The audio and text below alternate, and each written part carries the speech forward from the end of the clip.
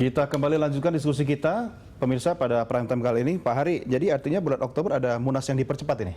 Ya, tergantung itu nanti apakah Golkar menjadi partai yang diperebutkan di dalam menentukan kebijakan-kebijakan negara. Jadi seperti tadi katanya bahwa koalisi ramping, di DPR itu minoritas pasti kalah. Iya. Pasti kalah. Jadi Jokowi akan mengalami, kalau Jokowi menang, Jokowi pasti sesaban tahun mengalami kesulitan pasti di DPR. dihabisin di parlemen ya. Karena APBN mesti dapat persetujuan DPR. Undang-undang mesti dapat persetujuan DPR. Pengawasan itu akan semakin keras. Coba. Panglima TNI, Itu semuanya akan dia. besar. Karena itu faktor Golkar menjadi penentu. Kalau Golkar pada posisi misalnya tetap berkoalisi pada koalisi merah putih sekarang ini, tetap artinya kalau Prabowo Jokowi JK yang menang, tetap. Nah, itu sebabnya dulu tahun 2004 juga begitu. Ketika Pak JK menjadi wapresnya Pak SBY, itu kan waktu itu di Munasnya Golkar, itu kan Akbar Tanjung sebagai satu figur yang sangat kuat. Sehingga waktu itu muncul analisa siapa kira-kira figur yang bisa memenangkan melawan Akbar Tanjung. Akhirnya jatuh pada pilihannya Pak JK. Nah, menang betul 2004 dan kemudian Partai Golkar menjadi pendukung SBY JK. Artinya sekarang itu pilihannya di situ. Pertempurannya bukan pertempuran Golkar, ini pertempuran nasional. Artinya sebenarnya kuncinya adalah bagaimana sikap PD Perjuangan nanti. Karena melihat Golkar sebagai bunga yang indah di pinggir jalan. Itu bergantung. Tadi seperti Mas Ikrar mengatakan, PKB mengatakan sudahlah biar Golkar itu di sana saja. Artinya kelompok koalisi Jokowi tidak menghendaki Golkar itu menjadi pendukung Jokowi JK. Emangnya mau Bu Mega bareng sama Golkar, Pak Ikrar?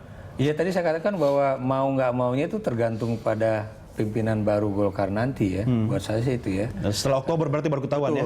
Kenapa demikian? Karena kita juga tahu bahwa sebenarnya kan masih ada dua partai paling tidak yang akan tertarik untuk masuk ke koalisi Jokowi JK ya.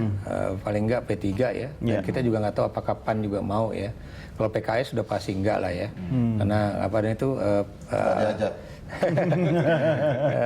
bukan cuma karena perseteruan selama kampanye ini ya, tapi ada satu perbedaan yang memang sangat mendasar dalam bidang ideologi ya. Itu yang buat saya agak-agak berat juga ya. Bahkan bukan mustahil, Gerindra juga bisa aja diundang untuk masuk juga.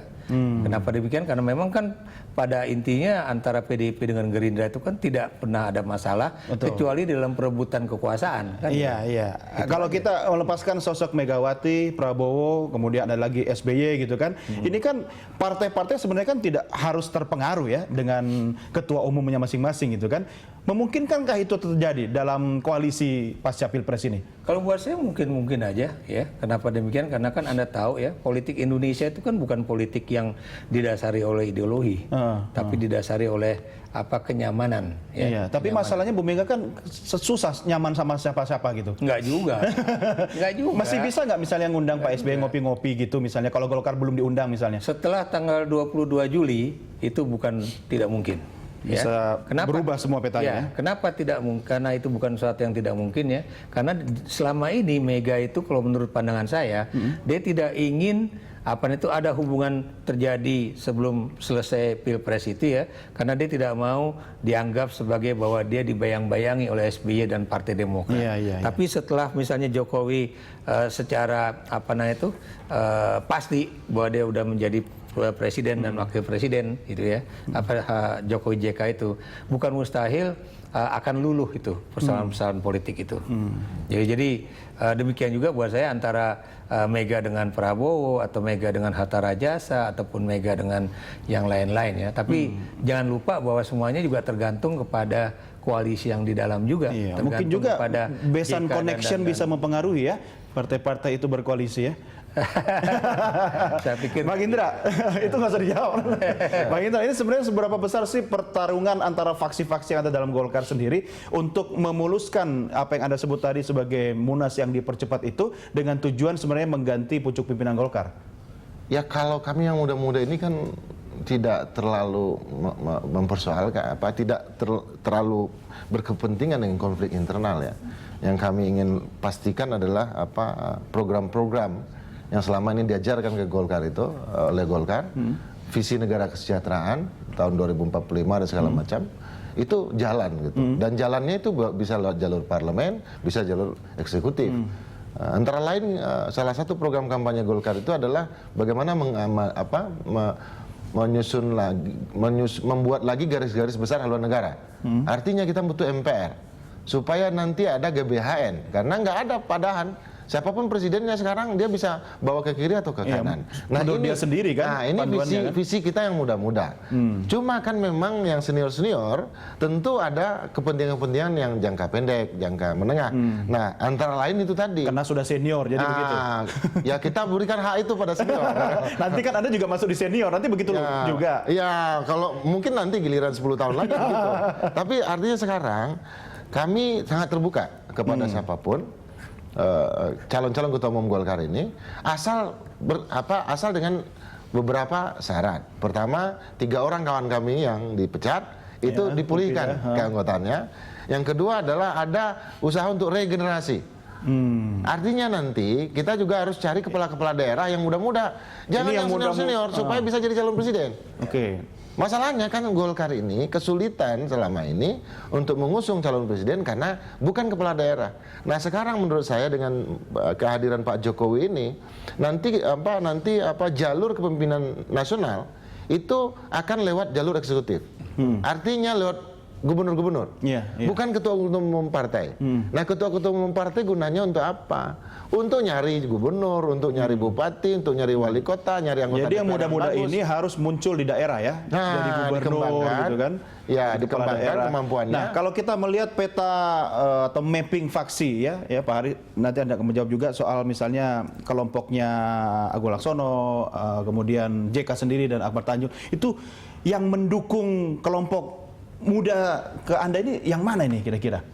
Dua-duanya mendukung. Pak Agung Laksono mendukung kita, kemudian Pak MS Hidayat mendukung kita. ARB sendiri? Bang Ical, kita akan datang nanti kita usahakan. Oh, itu berarti belum mendukung gitu kan? Tanggal 22 Juli setelah penetapan KPU, rencana kami yang muda-muda ini akan datang menyerahkan diri kepada Bang Ical. Minta maaf karena sudah membangkang selama proses Pilpres. Gimana tuh Pak?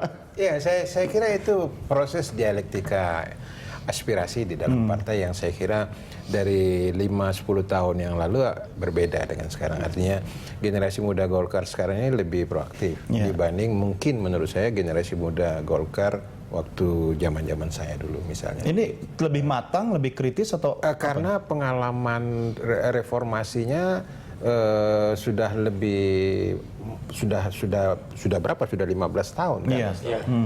Sementara orang-orang seperti saya itu kan dibesarkan di zaman Orde Baru. Betul. Yang proses demokrasi dan apanya itu tidak terlalu kristalisasinya begitu kuat sekarang. Jadi saya cukup bangga juga misalnya banyak anak-anak muda seperti Indra Piliang yang terus. Tetapi tetap saja mereka-mereka ini saya juga menganjurkan supaya tetap ada aturan yang tidak boleh dilanggar, gitu. Tidak boleh, ya mungkin barangkali nabrak-nabrak sedikit sih. Desak-desak boleh lah ya, tapi tetap melalui mekanisme yang berlaku gitu kan. Jadi kalau teman-teman politisi muda Golkar ini mendesak untuk mempercepat Munas itu sah-sah saja. Sah-sah saja. Berapa syaratnya Pak? 2/3 kan? 2/3 ya? 2/3. Jadi bisa saja misalnya katakanlah nanti teman-teman generasi muda ini menghadap bikin petisi gitu ya. Dan Abu Bakri kemudian ternyata menolak, mereka kemudian bisa mempengaruhi aparat Golkar di daerah. Dan kalau 2/3 itu setuju, mereka bisa laksanakan. Kira-kira nyampe nggak 2/3? Saya kira cepat. Oke. Golkar ini biasanya kan politisinya tuh udah bisa membaca cuaca. Artinya bukan. Nggak perlu nanya BMKG lagi ya. Golkar punya BMKG-nya sendiri ya. Ya kemarin itu kan memang semangat kita kan Bang Ical harus jadi calon presiden dan calon wakil presiden. Jadi itu aja sebetulnya yang. Tapi mungkin Bang Ical punya strategi berbeda ya yang tidak disampaikan kepada teman-teman politisi muda Golkar ini sampai akhirnya mendukung Prabowo. Ya karena Prabowo. terdesak oleh keadaan. Apa yang bisa mendesak Ical? Mendadak katanya. Harus mengambil keputusan mendadak dan sholat istiqoroh. Mendadak itu apa? Faktor logistik kah atau faktor? Enggak, faktor religius. Jadi Pak kalau Michael itu nggak bisa didiskusikan. mengatakan sholat istikharah. Saya bilang saya juga sholat istikharah dan hasilnya beda. Oke, sama seperti lembaga survei sekarang hasilnya beda. Kita break lagi Bapak-bapak sekalian, kita segera kembali. Pemirsa tetap bersama kami segera kembali saat lagi.